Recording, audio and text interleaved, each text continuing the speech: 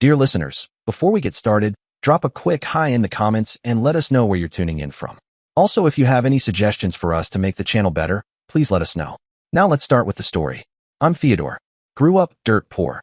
Like, no cable, powdered milk, and duct tape on the shoes poor. My dad bailed when I was 8. Just vanished. Left my mom to juggle 2 minimum wage jobs like some underpaid circus act.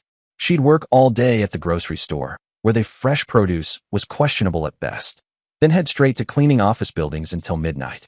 I used to wait up for her, pretending I was asleep while she shuffled in, smelling like pine sol and disappointment. Most nights, I'd hear her crying at the kitchen table, whispering prayers while trying to figure out if she could afford rent and keep the electricity on. Spoiler alert, usually not both. She wore the same 3 outfits to work, so long I started thinking of them like superheroes: patchy purple blouse, faded gray pants, and the cape of eternal laundry. That woman sewed more than a tailor in a wedding season. I once asked her if the clothes were shrinking, and she said no, her dignity was just evaporating. Watching all that mess, I made a vow. A serious, capital V vow. My wife will never know what it's like to check the fridge and see only condiments. So I busted my butt in college. Construction management. Yeah, sexy major, I know. By day, I crammed equations and blueprints into my skull, and by night, I moved boxes at a loading dock where the boss had 3 teeth and a consistent body odor problem. Sleep? What's that? I was living off caffeine, stubbornness, and the dream of maybe one day affording real cheese. Not cheese product, real, from a cow cheese. Then came Camila. Met her at the campus coffee shop during my junior year. She walked in like she owned the damn place. Blonde hair bouncing, nails glinting, outfit screaming, rich girl pretending to slum it for the aesthetic. She was studying marketing, though honestly, I think her real major was strategic manipulation. Camila could get a free iced caramel latte just by blinking. And I, Theodore the Tireless, fell headfirst into that whirlwind. She was stunning, don't get me wrong. Like, slow motion in a hair commercial stunning. Problem was, she knew it. She was the kind of girl who thought modesty was a brand of shoe for poor people. I watched her sweet-talk guys into buying her drinks, doing her homework, even paying her parking fines. Meanwhile, I was counting quarters to decide if I could afford a second cup of noodles. Her family? They were what I used to call rich adjacent. Not private jet rich, but definitely, we ski in Aspen and don't wash Ziplocs rich. Her dad was a regional sales manager for a pharmaceutical company, which, let's be honest, sounds like code for sells legal drugs in bulk, and her mom dabbled in real estate, mostly in neighborhoods where the mailboxes cost more than my car. Their house had a 3-car garage. We had a front porch made of hopes and rotten wood. The irony? We got married right after graduation. A modest little wedding, except it wasn't. Her parents paid for it because, let's be honest, the only budget I had back then was, please don't let my debit card get declined at Taco Bell. Camila said she couldn't have her special day looking cheap. Cheap, of course, meant anything not featured on a wedding show with a budget of a used yacht. After that, life came fast. I landed a solid job with a mid-sized construction company pulling in about $78,000 a year. Coming from a background where $78 was a very good week, this felt like I'd made it. I was walking around like I'd just been knighted by the paycheck gods. Camila? She got a marketing gig, maybe $35,000 a year. But the moment Harper was born, she quit. Told me she wanted to be a full-time mom. Said, I just can't bear the thought of putting our precious baby in daycare. I couldn't bear the thought of our bank account hemorrhaging. But hey, what do I know? For the next 6 years, I absolutely killed myself to provide. We had a beautiful 4-bedroom home in a zip code with schools that practically handed kids scholarships in their lunchboxes. Of course, the place came with a $425,000 mortgage that made my eyeballs twitch every time I logged into our online banking. Camila drove a BMW X5, the kind of car that practically screams, I do Pilates and judge people's shoes. It cost more than my entire college degree, and the monthly payments? They made me physically wince every time I signed the check. Meanwhile, I drove a beat-up Honda with 180,000 miles, faded paint, a duct-tape bumper, and an engine held together with zip ties, Divine Mercy, and YouTube tutorials by dudes named Cliff. I worked 65+ hours a week. Most weekends, too. I took every project, every overtime shift. I left the house at 6 a.m. and didn't roll back in until 9 p.m., dust-covered, starving, and one traffic jam away from a nervous breakdown. And every night, I'd walk in the door and find Camila, freshly showered, sitting at the table in some boutique loungewear, hair tied up like she was in a Neutrogena commercial, irritated because, God forbid, I was late for dinner again. Looking back now, I realize I wasn't a husband. I was a human ATM with legs. Tap for cash. Insert paycheck. No hugs, just receipts. Camila stayed home with Harper, something I genuinely supported. I wanted that for our daughter. But let's not kid ourselves, a lot of that staying home involved weekly spa appointments. Facials, massages, manicures every 2 weeks at a salon where they charged $80 to paint nails and gossip. She'd go shopping with her girlfriends at boutiques where a single shirt cost more than I spent on clothes in 6 months. And don't get me started on those fancy workout classes. $200 a month just to sweat in public. Plus, the designer athletic where she insisted was necessary for motivation. Meanwhile, I was eating gas station sandwiches for lunch. Not even the fresh ones. No, the kind wrapped in plastic where the expiration date is more of a suggestion. Ham and cheese that tasted like wet regret. But hey, $3.49 and it came with chips. I wore the same 3 work shirts until they basically disintegrated. One sleeve gave out mid-meeting like it couldn't take the corporate pressure anymore. I drove an extra 20 minutes just to find cheaper gas like some sort of frugal knight on a sad, dusty quest. Camila, on the other hand, had different priorities. Whenever her friends posted pictures of European vacations or new luxury SUVs, she'd get this glazed-over, soul-sucked look. Like the universe had personally robbed her of a destiny involving Tuscany sunsets and leather seats that warm your butt. I just don't understand why they get to have that life, she'd mumble, scrolling Instagram like it was a list of grievances. Because apparently, Karen from her yoga class buying a Range Rover was a cosmic insult to her existence. And I thought that's what being a good husband was. Sacrifice. You know, slaving away at work, slowly dying inside, never asking for a damn thing. Just shoveling all my time, energy, and willpower into the furnace of providing. I thought that was love. Making sure my wife never had to budget, while I had holes in my socks and dreams. I worked so hard to avoid turning into my dad, that absentee magician who disappeared in '98 and never looked back, that I ended up becoming something arguably worse. Invisible. Camila didn't see me anymore. Not really. She'd say things like, the Johnsons just got back from their Mediterranean cruise. Oh good. The Johnsons.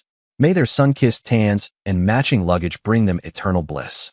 Then it'd be, did you see Linda's new kitchen renovation? That marble countertop probably cost more than our entire kitchen. I wanted to say, Linda also married a dentist who works 2 days a week and sells protein powder on the side. What do you want from me, a kidney? And when her college friends posted about their promotions, penthouses, or patio makeovers, she'd spend hours scrolling, face twisted like someone just told her brunch reservation was canceled. The signs were all there, bright, flashing, with sirens. But I ignored them, too buried in work, too tired to confront the truth, or maybe just scared. Because seeing it meant accepting that I didn't marry someone who loved me, but someone who loved what I could provide. Then came spring of 2022. Camila started acting like she'd been body snatched, always on her phone, giggling at messages that definitely weren't coming from me. The moment I walked into a room, snap, apps closed faster than a guilty teenager hiding candy under the pillow. She'd whisper into the phone in the bathroom, then flush the toilet for camouflage. Real CIA-level espionage. Suddenly, she was using phrases I'd never heard from her before. I need to invest in my personal growth. I'm rediscovering my authentic self. I refuse to settle for mediocrity. All this from the same woman who once cried because the hotel towels weren't fluffy enough. She joined some women's empowerment group, $300 a month. Mind you, basically a subscription to vague inspiration and Instagram quotes. She said it helped her level up. I said, if I spent $300 a month on anything, I'd expect it to mow the lawn and do my taxes. And then came her ex and his updates. Oh yes, my nemesis makes an entry. Look how well Williams' company is doing, she'd say, flashing me a Forbes article like it was gospel. He just opened offices in 3 new cities. That's nice. I'd respond, trying not to choke on the irony of being force-fed my college rival's highlight reel. Don't you ever wonder what your life would be like if you were more ambitious? If you took bigger risks instead of playing it safe? That one stung. But I figured she was just stressed. Maybe it was money. We weren't poor, but Camila had developed a taste for the extra premium deluxe lifestyle my modest income couldn't accommodate. Without careful budgeting, which, let's be honest, was a one-man job in our house, Camila's spending started to resemble a small country's defense budget. She was constantly going out. Fancy restaurants, boutique bars, overpriced rooftop cafes with chairs you weren't sure you could sit on. And, naturally, each outing required a new outfit. It's supposed to be where all the successful business people go for networking, she'd announce, sashaying into the living room, wearing a $400 dress I'd never seen before. probably with a tag still dangling somewhere inside. I blinked. Did Nordstrom throw a clearance sale I didn't hear about? She just waved a hand like she was shooing away a gnat. You can't put a price on experiences and connections. Oh, can't you? Funny, the bank seems to definitely know how to put a price on them every 30 days. Then came that Tuesday night. I was sitting at the dining table with Harper, helping her with a math worksheet. Fractions, I think. Which, ironically, turned out to be the perfect metaphor for what was about to happen to my life. Camila walked in and sat down across from me with this look on her face. Not angry, not tired, just unfamiliar. Like she'd practiced it in the mirror and decided this was her "I'm about to emotionally gut you" expression. "Theodore," she said, in a voice usually reserved for reading sad poetry, "I need to tell you something important." Even Harper looked up, instinctively sensing something was off. She clutched her pencil like it might protect her from the emotional shrapnel that was incoming. "I've been talking to someone from my past," Camila said. "Someone who's been making me think about the choices I made." Now, when your wife says something like that, you know no one named Mildred is about to be mentioned. I stiffened. "Talking to who?" She hesitated. Then, like she was about to reveal a long-lost lover in a soap opera, she said it. "William. Of course. William Morrison. The human LinkedIn profile she never stopped referencing in 6 years of marriage. The golden boy. The one who could do no wrong, build no unglamorous shopping complex, and apparently still haunted her dreams." She continued, all breathy and nostalgic. "We reconnected on Facebook 3 months ago. He reached out after his divorce was finalized. We've been texting and calling. Just catching up. 3 months. While I was pulling 14-hour shifts to pay for Harper's school and Camila's habit of buying eye cream with ingredients that sound like rare minerals. She was out here emotionally crowd-surfing with her ex. His wife couldn't handle being married to someone so successful, she added, as if that were some sort of accomplishment badge. She wanted him home more. Instead of building their empire. She said empire like we were in a Renaissance drama, and William was out conquering Europe instead of just, let's be real, sitting in boardrooms with catered lunches and company mugs. "Theodore, you should see what he's accomplished," she went on, eyes lighting up like a Christmas sale. "He transformed his father's construction company. They're building shopping complexes, office buildings, luxury condominiums, international projects." I stared at her. "So what exactly are you telling me?" She glanced at Harper, who was now pretending to do math but holding her pencil like a telephoto mic. "I think I made a mistake," Camila said quietly, "choosing security over passion. William and I had something intense. Electric.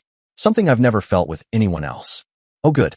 6 years of marriage and I'm apparently a surge protector. So, you made a mistake. So, this marriage and this life means nothing. I get it." Her face didn't even flicker. "I just have a comfortable existence with someone I settled for because I was too scared to take a chance on real love and success." Harper's eyes filled with tears. "Mommy, why are you talking about love with someone else?" "This is grown-up conversation, sweetheart," Camila said, all cool and maternal. "Go watch TV." After Harper padded out of the room, I leaned in. "Are you having an affair?" "We're just talking," she said, with the same tone one might use when discussing the weather. "Exploring what might have been. But he's invited me to visit Seattle. To see if what we had is still there." I blinked. "You want to visit your ex-boyfriend? While married? To me. I want to visit Seattle," she corrected, like I was the one missing the point, with Harper. "Williams talked about enrolling her in this exclusive academy where Seattle's elites send their children." The audacity was so thick in the air I could have buttered toast with it. A trial run, that's what it was. To see if she could upgrade her existence like a software update. Camila 2.0, now with more richness and reheated romance. "And if you decide to stay permanently?" I asked, already knowing the answer. She gave this sigh, like I was being dramatic. "Then I'll finally be living authentically, instead of settling for less than I deserve." Settling. 6 years of marriage. A daughter. Me. Killing myself so she could have her spa days and organic face mist. And she was settling for me. Most guys in my position might have exploded, thrown a chair, made threats, maybe even dropped to their knees and begged their wife not to leave. But as I sat there, listening to Camila gush about William's penthouse while Harper watched cartoons in the background, something in me just clicked. I wasn't angry. I was done. Tired of killing myself so Camila could feel like a princess in a kingdom I was financing with sweat, debt, and duct-taped boots.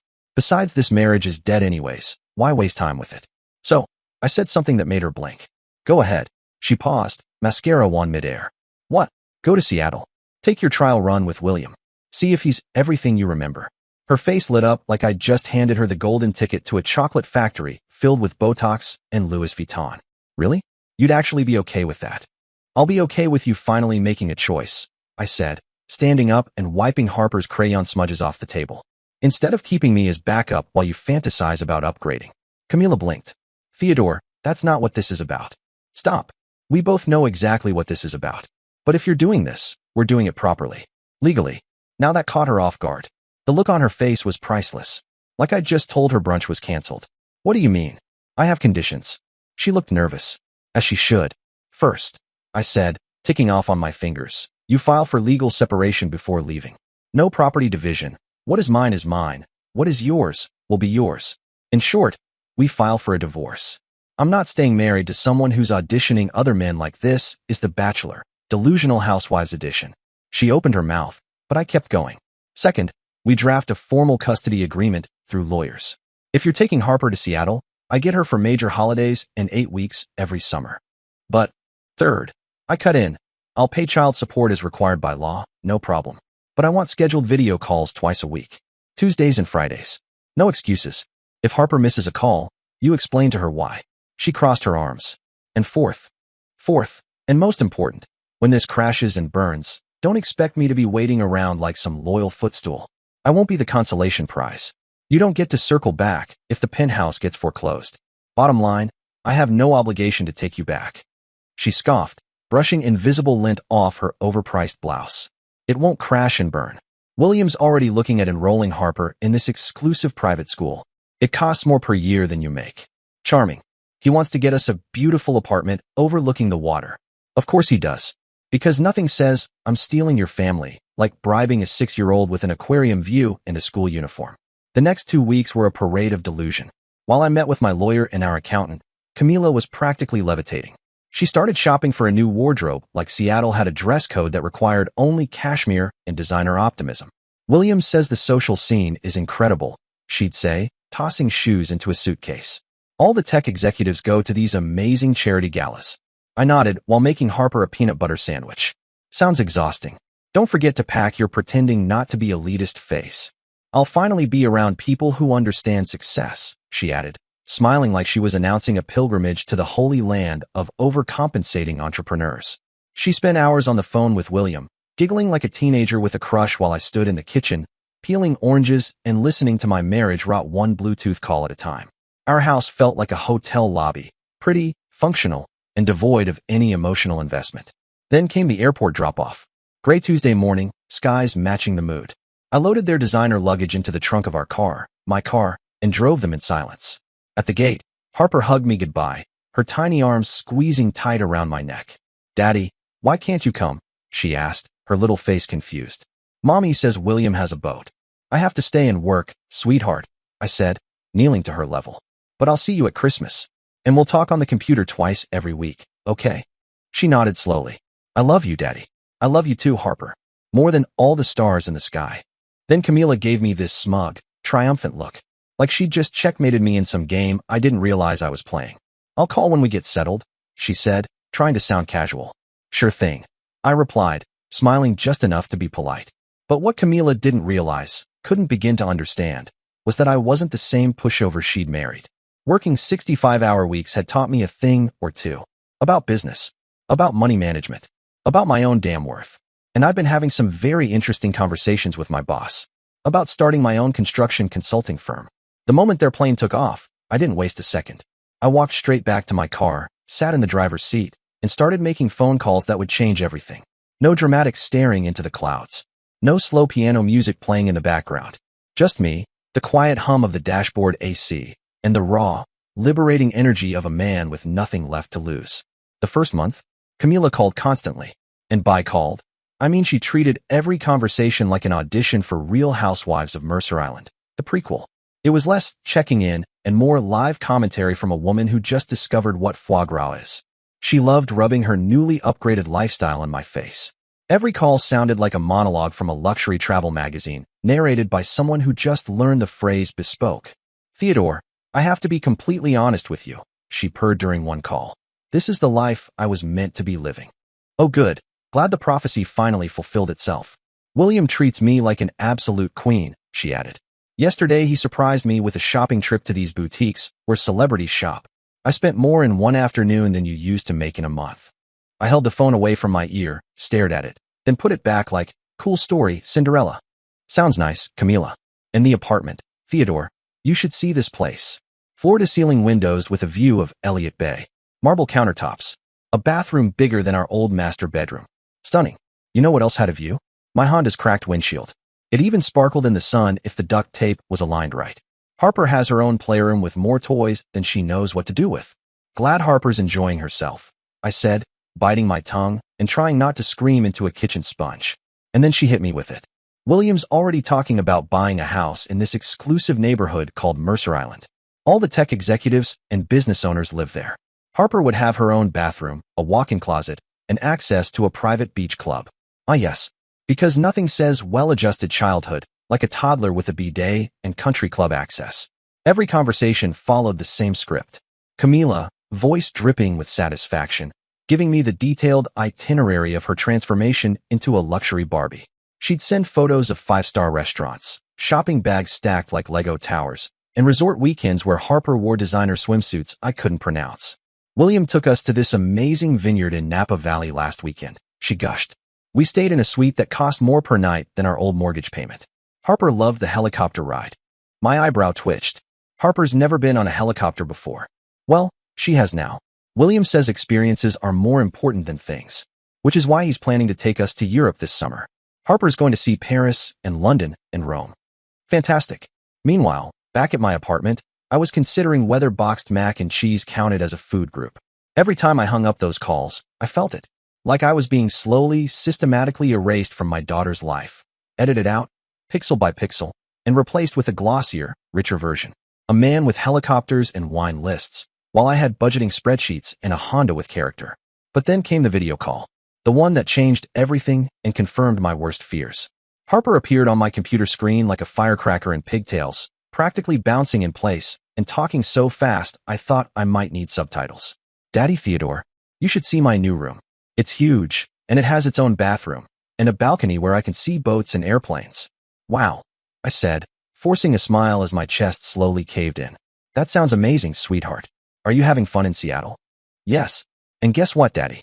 William took me to this really cool aquarium yesterday where they have beluga whales. And then we went shopping for new school clothes because I'm going to a new school with a uniform and everything. I blinked hard. That's great, baby. My heart was in free fall, but sure, uniforms are cool. Then came the part that really cranked up the emotional meat grinder. Daddy William. Wait, what? Yeah, he's so nice to me. He bought me a bicycle with a basket and streamers. And he's teaching me how to ride it in this big park near our building. And he got me a puppy. I sat there, blinking like a man who just watched someone back over his car and wave. A puppy. Well, not really my puppy, but William's friend has this dog that I get to play with whenever I want. Her name is Princess, and she's so fluffy. Because in this new Seattle-based reboot of my daughter's life, everything had to be picture perfect. In the background, I could see Camila, looking uncomfortable, but also smug. Like someone who knew exactly what was happening, but had already decided to gaslight the situation into everyone's just overreacting. That's great, honey, I said, my voice 2 notches above a whisper. Is Mommy there? Mommy, Daddy Theodore wants to talk to you. Cue the slow entrance of Camila, face carefully calibrated to be 50% guilty, 50% self-satisfied. Like she'd just finished hosting a dinner party where the dessert exploded, but everyone still clapped. She leaned into the screen. Theodore, before you say anything, I can explain. Oh, please do, I said, folding my hands. Explain what exactly? That you're letting our 5-year-old daughter call your boyfriend daddy after a month. She started doing it on her own, Camila said, feigning innocence like she hadn't set this entire emotional Jenga tower up to collapse. Kids adapt faster than adults. Right. They also believe in the tooth fairy, but we don't let them manage our taxes. William thinks, she continued, as if that was supposed to matter to me, that it might be confusing for her to have 2 different daddies. Especially since he's the one taking care of her day-to-day needs now. Taking care of her day-to-day needs? I repeated, resisting the urge to bite through my own tongue. I'm her father, Camila. But you're not here, Theodore, she said, voice going full therapist mode. William is. He's the one helping her with homework, reading bedtime stories, taking her to school, picking her up from playdates. Wow. You make it sound like you found yourself a nanny with a 6-figure income and a private jet. She didn't laugh. Shame. He's acting like her father, she said. Because that's what she needs. And what are you suggesting? I asked, knowing full well the horror movie plot twist that was coming. Well, Camila paused, doing her best impression of thoughtfulness. Maybe we should reduce these video calls for a while, just until Harper adjusts to her new family situation and isn't confused about who her primary father figure should be. And there it was. Phase 2 of Camila's master plan, the Total Daddy Replacement Program. Erase Daddy Theodore. Swap in Daddy William. Smooth the transition with puppies, bicycles, and aquarium dates. Create the perfect, complication-free ready-made family. No mess. No reminders. No trace of Harper's previous life. You know what, Camila? I said, after her little PowerPoint presentation on erasing me from my daughter's life. You're absolutely right. Her eyes narrowed. I am completely, I said, pausing just long enough for her to think I'd lost it. I'll stick exactly to what the custody agreement requires. Nothing more. Nothing less. Oh, okay. Good. She blinked like she'd just won a prize, not realizing she'd actually just signed up for the prologue to her karma arc. I hung up and immediately did something that probably saved my sanity and my future. I stopped trying to compete with William's bottomless Amex for Harper's attention and affection. No more trying to outboat, outsweet, or outpuppy Mr. Jet Set construction tycoon. Instead, I focused on building something that would make William's inherited wealth look like pocket change in a parking meter. While Camila was off living her eat, pray, marry rich fairy tale in Seattle with her sugar daddy, I was making moves that would prove the best revenge isn't a strongly worded email. It's massive success. First major decision, I quit my job and started my own construction consulting firm. Yep, incredibly risky when you're paying child support and eating noodles 4 nights a week, but I had nothing left to lose. Camila had made it clear I was disposable, so why keep playing it safe? I had solid relationships with contractors, suppliers, developers. I knew the industry. I'd been the guy fixing disasters for years, making other companies look good. While other consultants saw a half-built project and screamed run, I rolled up my sleeves and said, hold my coffee. Second major decision, sold the house. Too many memories of playing second fiddle to William's ghost in that place. Plus, I needed capital. Used the equity to buy a downtown loft in an up-and-coming area with serious development potential. Translation, graffiti now, wine bars in 6 months. Prime flip territory. Third major decision, complete physical overhaul. Started hitting the gym at 5 a.m. every day. Hired a personal trainer who looked like he bench-pressed Buicks for fun. Cleaned up my diet. Bought clothes that actually fit me. No more shirts from the dad bod disguise collection. All those years working 65-hour weeks while Camila bathed in eucalyptus oil and shopped like the economy depended on her, I'd let myself go hard. But now, different game. The business exploded. Turns out, when you're not funding luxury yoga classes and $400 brunches, you can actually invest in yourself. Go figure. Within 6 months, I'd landed 3 major contracts, including oversight on a massive city infrastructure project. Within a year, 12 employees. And we were turning down work because we were booked 18 months out. Companies were paying premium rates just to get me on their projects. And then, around the 8-month mark, I met Eleanor. A veterinarian. Ran her own practice. Drove a modest hybrid. No design or anything. Her idea of splurging was buying premium dog treats for rescue puppies. She was smart. Funny. Fiercely independent. And here's the revolutionary part. Brace yourself. She was attracted to my ambition. Not what I could buy her. Groundbreaking, right? Eleanor was everything Camila wasn't. Supportive, balanced, genuinely interested in building something together, rather than consuming whatever I provided. When Harper visited, she'd gush about William like he was the Marvel Cinematic Universe all rolled into one. Daddy William bought me a pony. Well, not really mine, but I get to ride her at this fancy stable with other rich kids. Fantastic. Meanwhile, I was teaching her how to ride a bike without training wheels and a helmet that didn't cost the GDP of a small country. And he's taking me and mommy to Hawaii. We're staying where movie stars go. Of course you are. Maybe you'll bump into The Rock. Tell him I said hi and to return my ex-wife's grip on reality. But I didn't try to compete with William's unlimited spending. Nope. I wasn't interested in winning the war of who could buy Harper's affection with bigger, shinier objects. I was building something better, something that lasted, financial independence, legacy, and peace of mind. Through social media, though, I got the occasional unsolicited highlight reel of Camila's luxury lifestyle. It was like getting stabbed in the eye with a diamond-studded stiletto every time someone forwarded me a post. There she'd be, smiling next to a lobster bigger than Harper. Living my best life. Finally found my fairy tale. Ah yes, the fairy tale. With Wi-Fi, concierge service, and a man who uses private jets like most people use Uber. Each post was basically a dissertation and my old life was garbage, Look how shiny my new life is. Well, good for her. She'd gotten exactly what she wanted.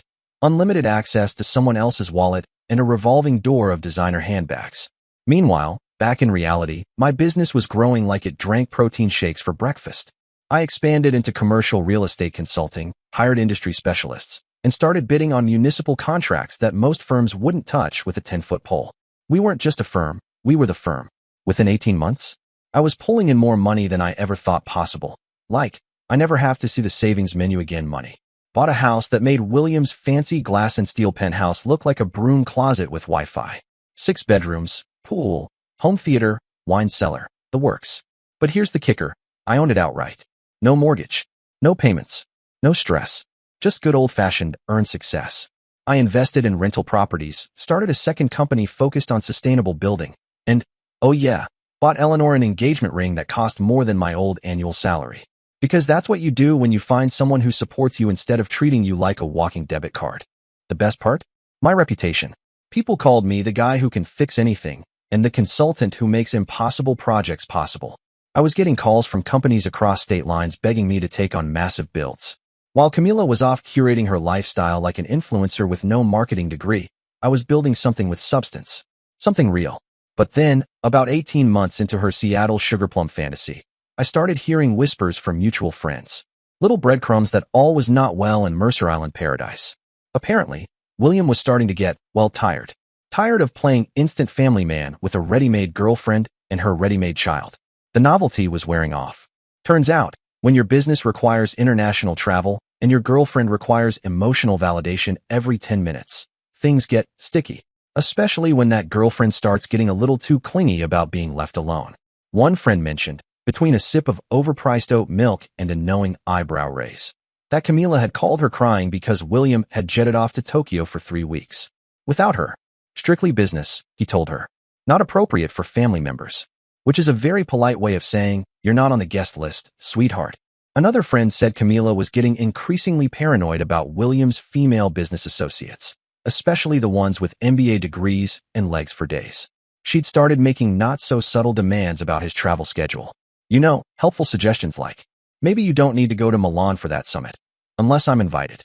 William, apparently, didn't appreciate the new flight control tower in his relationship. Surprise, surprise. Meanwhile, my life? Oh, it was casually detonating in the best way possible. My business absolutely exploded in ways I never could have predicted. Landed a massive consulting contract with a major development company that basically set me up for life. Like, I might start drinking coffee out of a chalice money. This project wasn't just big. It was biblical. I was overseeing construction on an entire mixed-use development. We're talking shopping centers, office buildings, luxury condos, restaurants, entertainment venues. It was the kind of job that makes your accountant weep with joy and your LinkedIn profile spontaneously combust. My fee alone for managing it? More money than I'd made in the previous 5 years combined. It became front-page news in the business section. Apparently transforming an entire section of the city and creating thousands of jobs is what the media calls noteworthy. Who knew? And there I was, lead consultant, looking like a GQ cover model in a hard hat. My name and photo were splashed across headlines. I even did a few TV interviews, talking about economic impact and innovative construction techniques, while pretending the earpiece didn't make me look like a CIA agent with a spreadsheet fetish. On the personal side, Eleanor and I got engaged, really engaged. None of that half-hearted, will you marry me in front of the fridge with a ring pop stuff. I took her to Paris for a long weekend.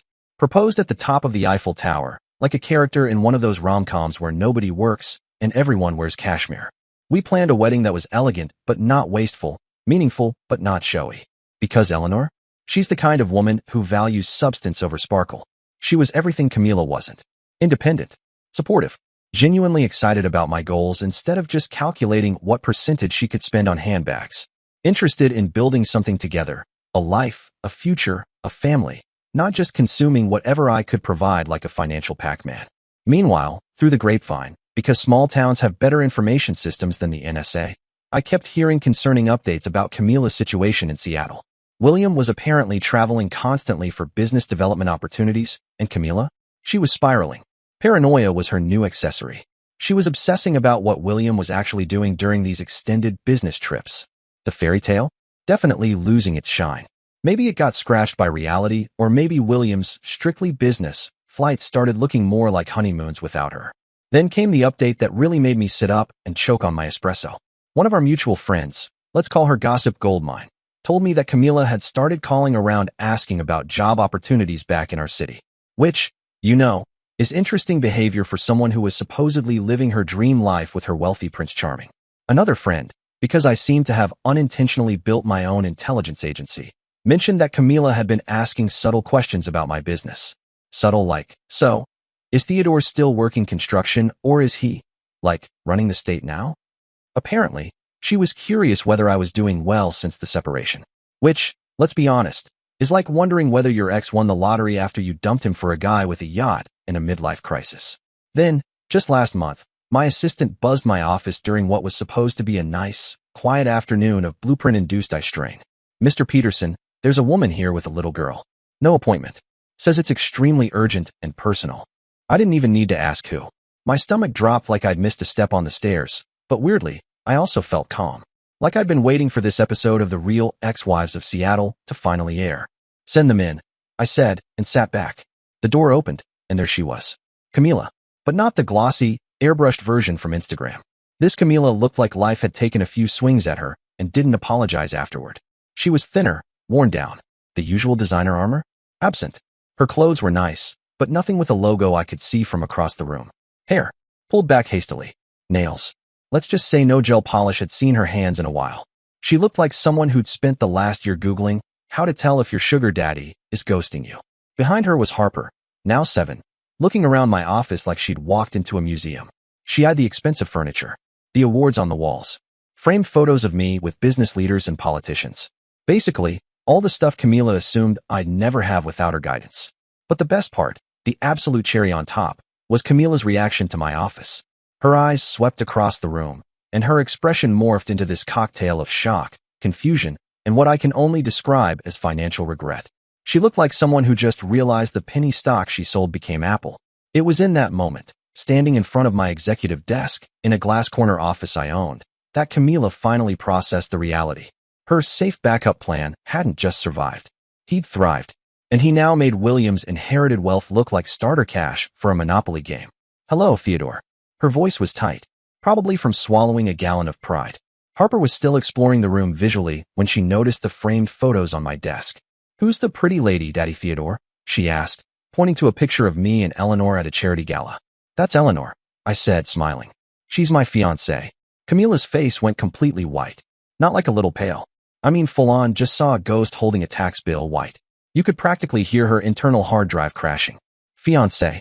We're getting married in 3 months, I said, as casually as if I were announcing taco night. Small ceremony. Just family and close friends. And then I watched it happen. Right there in real time. The moment that freight train of reality hit her square in the doorless soul. She realized her backup plan hadn't just moved on. He'd upgraded. To someone better. Smarter. Kinder. And this part really seemed to hurt. Someone who was building a future with me. That didn't include her. Theodore, I need to tell you something extremely important. I made a terrible, terrible mistake. Ah yes. The ceremonial return of the prodigal ex, bearing gifts of regret and poor decisions. I leaned back in my chair, crossing my arms like I was settling in for a TED Talk titled, How to Torch a Life in 3 Easy Steps. What happened to your fairy tale life in Seattle? You know, your first love, William. She looked down like she'd just remembered the milk expired, and she'd already poured it in her coffee. He left us 3 months ago, just packed up his things and moved to London. Said he'd gotten an offer to expand his business internationally and needed to focus on that without the distraction of family responsibilities. Of course he did.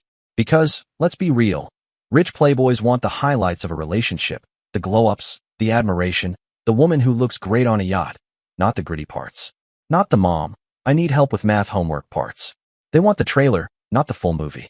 I'm sorry to hear it didn't work out the way you planned, I said, with all the sincerity of a man who wasn't at all sorry and had indeed predicted this exact plot twist 2 years ago.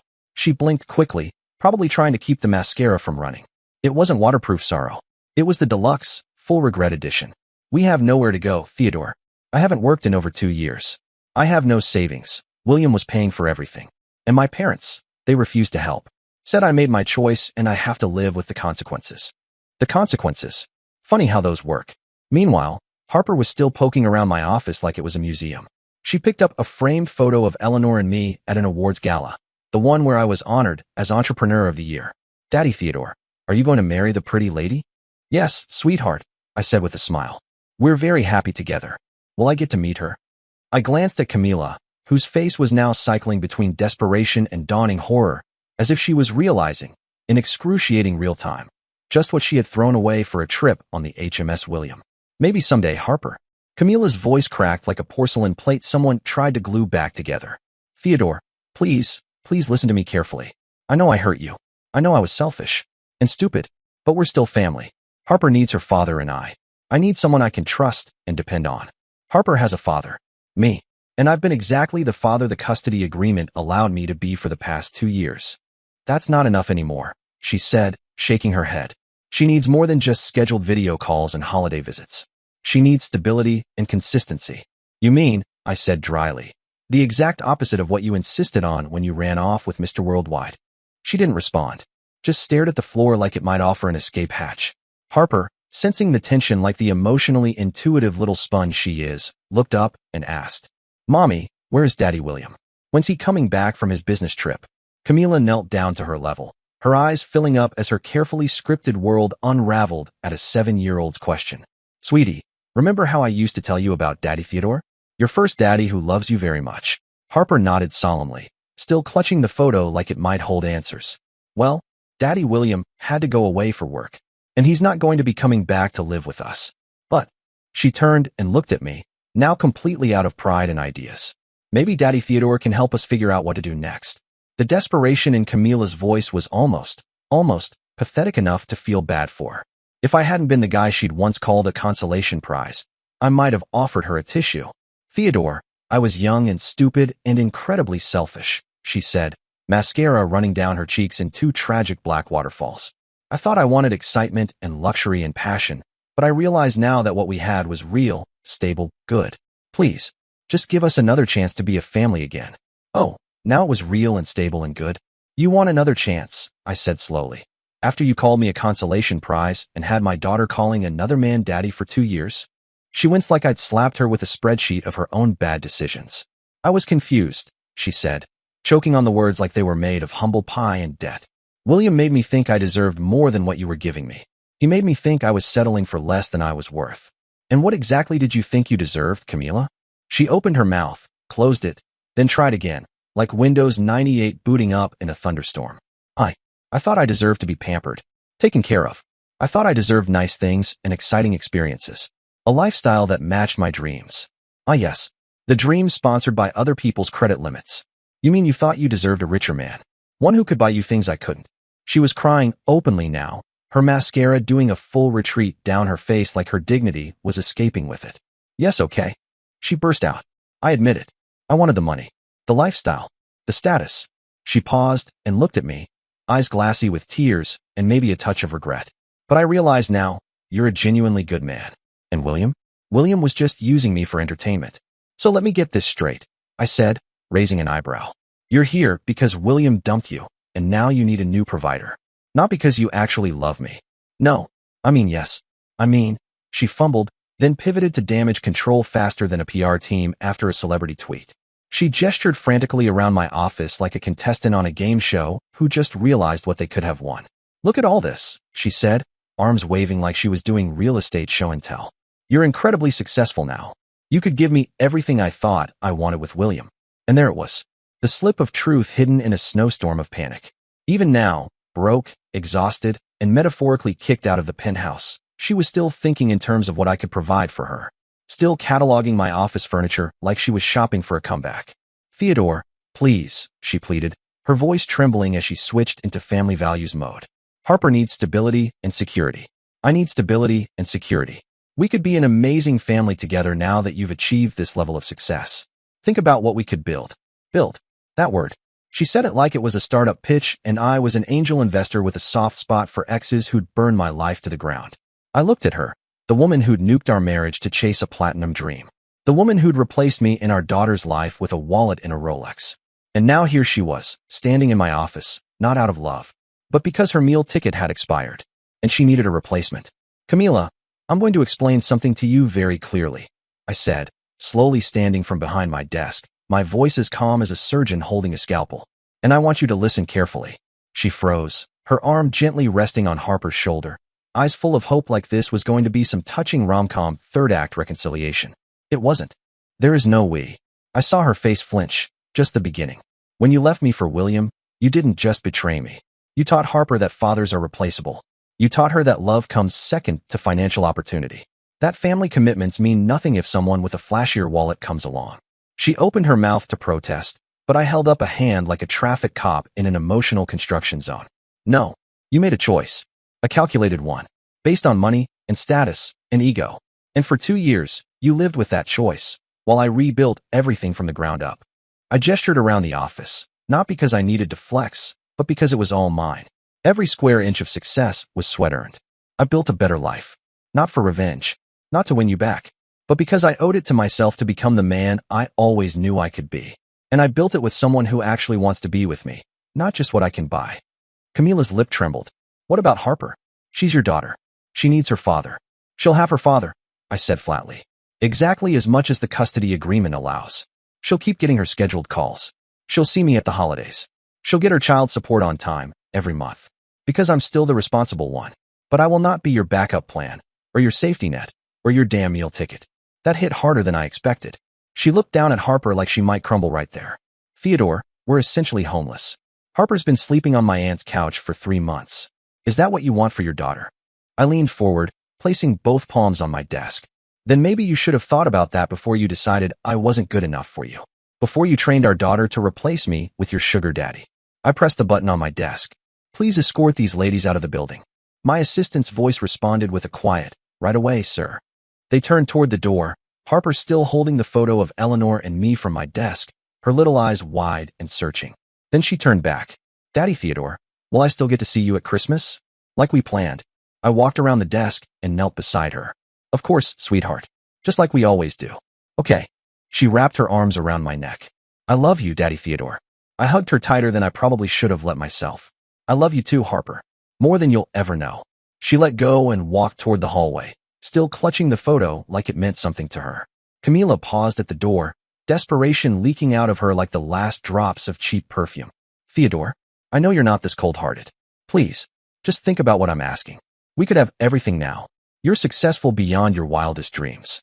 And I've learned valuable lessons about what really matters in life. Camila, I'm going to let you handle the consequences of your choices, just like I had to handle the consequences of your choices for the past 2 years. While you were off living your dream life, remember? With yachts and facials and motivational brunches. That was 4 weeks ago, and honestly, I haven't lost a single minute of sleep over my decision. I heard through mutual friends that Camila and Harper are now staying with Camila's aunt. Tiny 2-bedroom apartment. Hour outside the city. Camila's working retail again, some dead-end store where the biggest excitement is who's stealing office pens. Making barely above minimum wage. Driving a 10-year-old sedan that sounds like it needs last rites more than a mechanic. Basically, she's starting over from zero. At age 31. With a child to support. The fairy tale's been evicted. When I told Eleanor everything that had happened, she didn't even flinch. Just gave me a look that said, you did what was right. That must have been really difficult, she said quietly. To see Harper in that situation. It was, I admitted. It really was. But then I added. Camila created this entire mess herself when she chose money over family. And Eleanor nodded, not judging, just understanding. Do you have any regrets about not helping them? She asked. Not even for a second. Because Camila didn't come back out of love, or remorse, or some sudden epiphany about the value of partnership and shared struggle. She came back because William dumped her. Because her ride on the high-speed luxury train came to a screeching halt at the station called Reality. And when she saw that I'd become successful, she thought, why not hop back on this ride? He looks shiny now. Even desperate and homeless, she was still primarily thinking about what I could provide for her, rather than who I am as a person. Eleanor and I are getting married next month in Hawaii. Yeah, that Hawaii. The one Camila used to brag about visiting with William like it was her personal red carpet runway to happiness. Except this time, it's not a status symbol, it's a celebration. With someone who actually wants to be there with me. Not for what I can give her, not for the photo ops, and definitely not as a stepping stone to a better bank account. Sometimes the most satisfying revenge isn't slamming doors or plotting some grand payback. It's simply living well. Refusing to be anyone's plan B. I used to think being the stable guy was a compliment. Turns out it was just code for safe until something flashier shows up. Camila learned that lesson a little too late, but she definitely learned it. I filed for full custody of Harper shortly after their little walk of shame out of my office. And you know what? Camila didn't even fight it. Oh, she wanted to. The dramatics were prime time. Worthy. Tears, accusations, a whole Shakespeare monologue about motherhood and sacrifice. But when the time came to actually hire a lawyer, yeah, no money. William wasn't footing the bill anymore, and that designer wardrobe of hers wasn't much help in a custody hearing. So she had to sign the papers, biting her lip so hard I thought she might need stitches. The court granted me full custody, and just like that, Harper came home. For good. Harper now has a real home. Not one built on fantasies and Ferraris, but one filled with love, stability, and actual bedtime stories that don't require a platinum Amex. And most importantly, she has a new mommy. Eleanor stepped into that role so naturally, so gracefully, it almost made me wonder if the universe had planned it all along. Harper adores her, calls her Mommy Elle, and draws little family stick figure portraits that include her holding both our hands. Camila? She calls occasionally, usually to schedule the next court-ordered visitation weekend. I stick to polite answers. Harper gets on the phone, tells her about her new school, her new puppy, her new room, decorated by Eleanor with fairies and constellations. Camila listens, says she's happy Harper's happy. But we both know what's running through her mind. Because as for me, I'm building an empire, marrying the woman of my dreams, and finally living the life I always deserved, but was too afraid to pursue when I was busy trying to be enough for someone who would never think I was enough. Life gets really good when you stop accepting crumbs and start demanding the whole damn bakery. Dear listeners, please share your thoughts in the comments section below and don't forget to like, share, and subscribe.